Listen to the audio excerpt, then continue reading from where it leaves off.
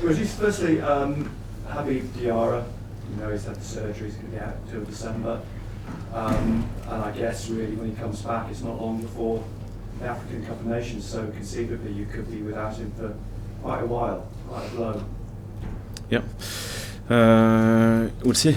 We know now he'll need time to recover and properly without rushing the process, because he's a really young player and this injury is important. But I think if we take care of him through the rehab process, and it will be okay for the future for Sunderland. Is it early or a bit later? We'll see. One thing you have got though, with the squad that you've got now, is options in that area. You saw Coach Régis at the weekend. You could possibly get Enzo Lefebvre into the team now in his familiar or his preferred position. So there are options for you. Yeah, absolutely. I think injuries are part of the journey. It gives opportunities for players with less game time to show their quality, to help the squad to step up. They've worked hard so far, so they deserve this opportunity, even if it's through an injury, but it's always like that. So I'm not worried about the situation. It's a shame because Habib was really important for us. He did well so far, but depth in the squad is still needed. Reinildo is important for you as well. That's another blow, but again, you've got flexibility at the back. I did say to you after the game, with Suaku, but you said you didn't want to give anything away to the opponent. No. Yeah, I think when we built the squad with the recruitment structure, the sporting direction, we thought about different options, and I think we have a player to cover this position, and we have versatility as well to create other options depending on the scenario, the opponent, the dynamic of the squad, and so on. In terms of not giving anything away to the opponents, I did wonder then, do you watch the opposition press conferences to see what the other managers and head coaches say about you and their team playing you? No. You can if you like. Just give me a summary. In midfield, you've got quite a few players, and not just midfield, who aren't involved now. They're not with the under-21s. They're not with your first team squad, the likes of Jay Mattetti, Joe Anderson. What's happening there? Where do they sit? Because presumably they're in a bit of a no man's land situation. Yeah, well, they are still training with a group because we need to take care of them. But they are not involved in the core of the squad right now. So they are probably waiting for the next transfer window to find a new opportunity. It's not ideal, is it? Because there's quite a few players in that situation. Yes, it's not ideal, to be fair, but football is like that. Sometimes you have the perfect pathway, sometimes it's not the case, and you have to manage the situation properly. You've still not scored in the first half of the game this season, which is clearly not necessarily a problem, but is it something you're conscious of, mindful of the fact that that's not something you're doing at the moment? Yeah, the games are often like that, still more stable, well organized, for both teams, and it's probably much harder to score in that part of the game. And later becomes more open, sometimes a bit more chaotic, and the defenses are probably more vulnerable at that moment. And probably as well, after 45 minutes, you understand more the opponent, so you can find other opportunities. So I think it's natural. Forest, then your thoughts on them, new coach? They've just been in Spain last night. I mean, we said before Villa, is this a good time to play them? Of course, we won't know until the weekend, but not sure. We'll see after the game. What we know about them: strong squad with many threats, wingers, strikers, good footballers, well organized, offensive. with a strong mindset, so dangerous opponent. That's obvious. We won't have gifts from them. It's really obvious. So we have to play our best football and to try to control their threats and to play an offensive and proactive football to score. And finally, for me, one word about Robin Russ. He's been outstanding this season, but was he disappointed with the goal that you conceded the weekend? Yes, sure, because we don't like when we concede a goal. It's still part of the process. I told you after Crystal Palace, it was absolutely fantastic, and we need these performances to be competitive in the league, and it's tough to maintain the level, so we'll need another player to step up, 2, 3, and it's always the case. So it was maybe this shot was difficult to control, but the team reacted really well, and it shows that to win points, it's not just one man, it's a full squad, and it was the case against Aston Villa. With Yara missing, as Nick says, how important can someone like Chris Régis, who's been a great player for this club, and obviously sort of he's at this level, but could he be an important player in the coming weeks? Yes, probably. He played really well last season in the championship, showed his qualities, but his consistency as well, because this championship is really tough. Probably a bit exhausted at the end, and this season he got an early injury, so wasn't connected with the flow of the squad at the beginning, but worked hard to reconnect with the squad. So when he had this opportunity to start after Habib, it was just natural, and I wasn't surprised. I wasn't worried about using a new player, even if it's really young, because he works hard every day. He knows how we are playing, and he has talent. So it's positive for coach, I think. Do you sometimes learn more about your players when you see them play in the Premier League? I'm thinking, Chris Régis you could see another side to him playing at this high level, maybe like we've seen with Wilson Isidore and his form playing in the Premier League, and sort of seemingly finding it very comfortable. Yeah, it was 35 minutes, so we'll need more experiences to find out how he can play, how he can help the squad. But I wasn't surprised by his level and the way he connected with the game plan, with his teammates on the right side, how he pressed with Wilson, because they used to do that last season, so it wasn't a new setup. Now we'll see, because I repeat, every game is a new experience, a new problem, a new scenario, new opportunities, new problems to solve. So he's well-rounded, so I'm not worried by him in the squad.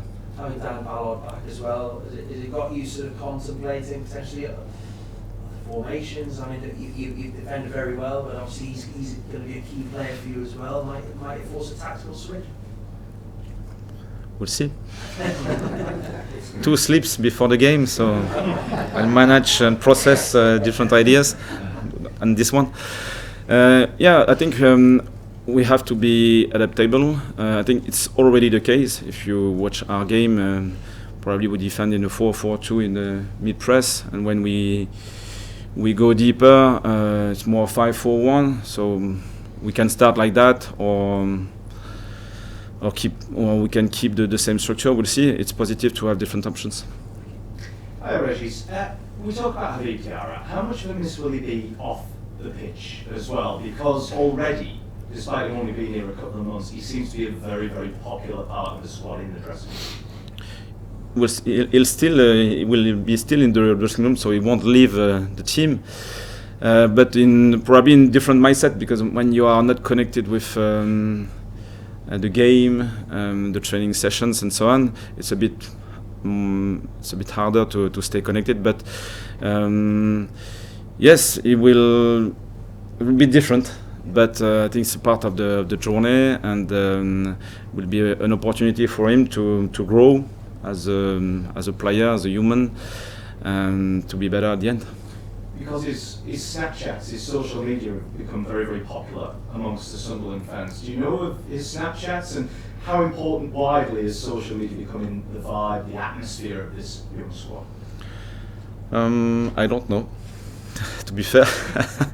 The only focus for me is the way we are playing on the pitch, and I don't want to be disturbed by the other topics around. And if you stay focused on our game, the way we want to improve our squad, I think it's enough for a coach.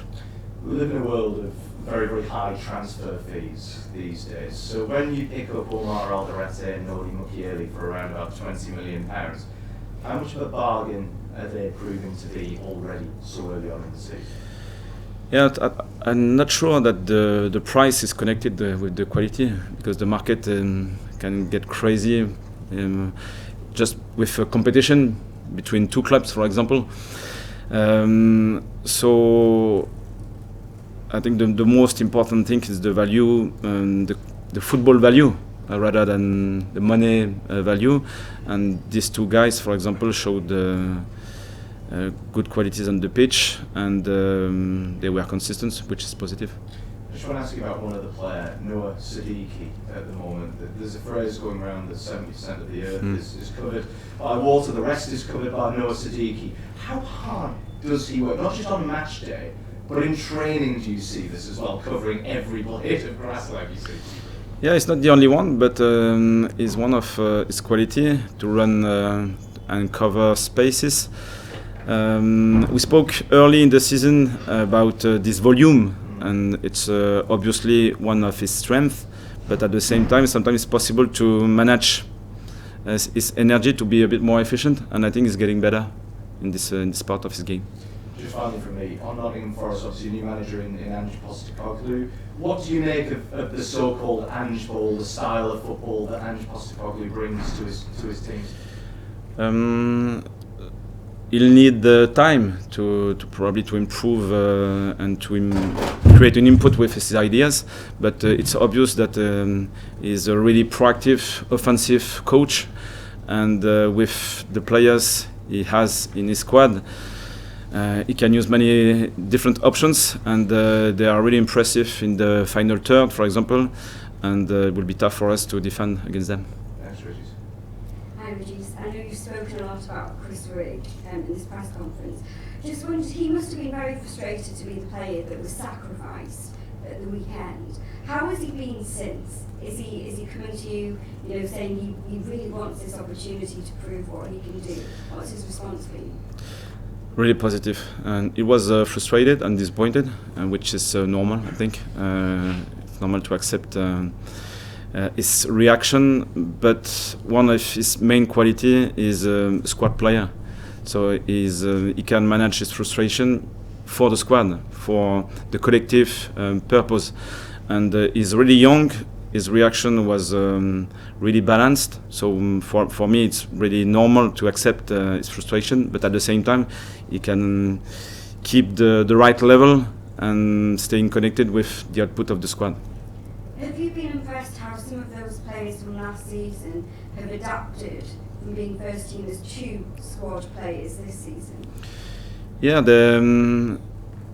they are really impressive from a mindset perspective, and it was probably one of our main strengths last season. We were not always the best team in the league or on the pitch, but the connection between the players, the way they were involved as a sub, as a starter, as a finisher, the way they manage their frustration, the way they manage their energy to go till the end and win the game at the end was really impressive, and it's still the case because they don't want to change, I think, and we want to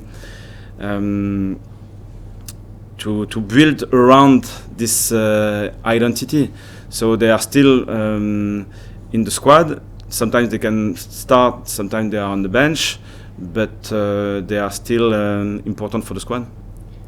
The club is probably surprised mainly by how well you're doing at this stage in the season.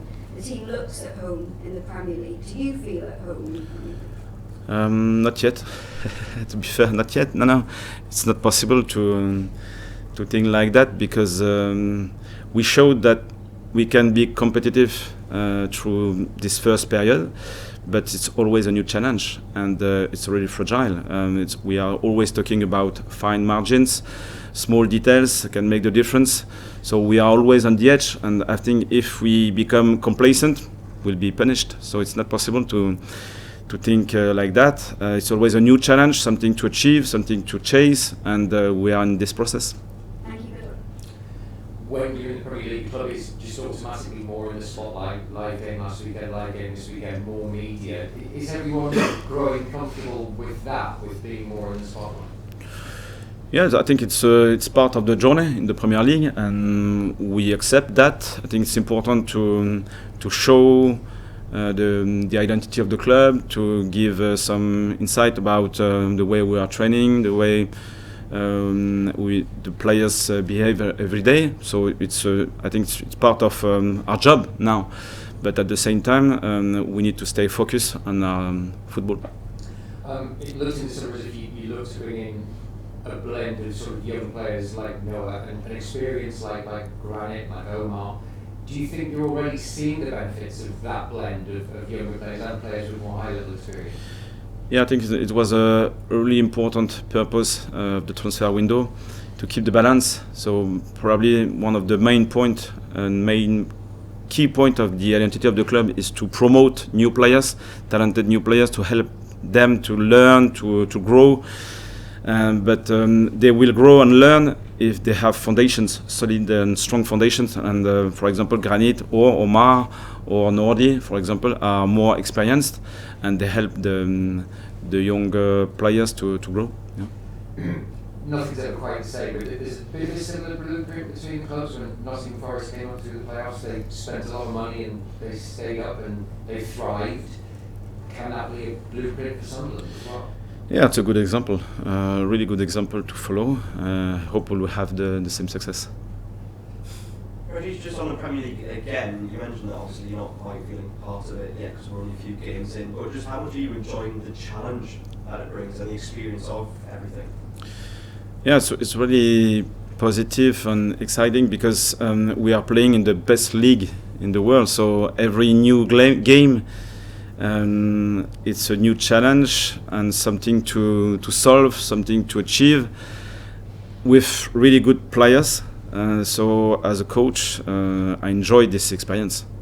Just on Granit Xhaka as well, we mentioned how experience has been brought into this group. Can you just talk me through that transfer and why he was the one sought after to go into that midfield and add that experience to it? I think many teams, even in the Premier League, would be happy to sign Granit. So when we had the opportunity, it was an obvious choice. And the way we are experiencing his presence in Sunderland confirms this idea. Playing at that level for so many years and with his standards, the way he behaves every day, it's really impressive. And just looking at the forward department as well, you've got obviously Eliza, you've got Wilson, you've got Brian. How competitive are the training sessions between all of those three, trying to vie for your selection? We need competition to help the players to stay alert, because if you relax just a bit, you have your teammate to recall you that could be difficult for the future. So it's important, and for them every day, but for the squad as well, because across 38 games like that, we can't maintain the level with only one. So it's important to have depth in the squad.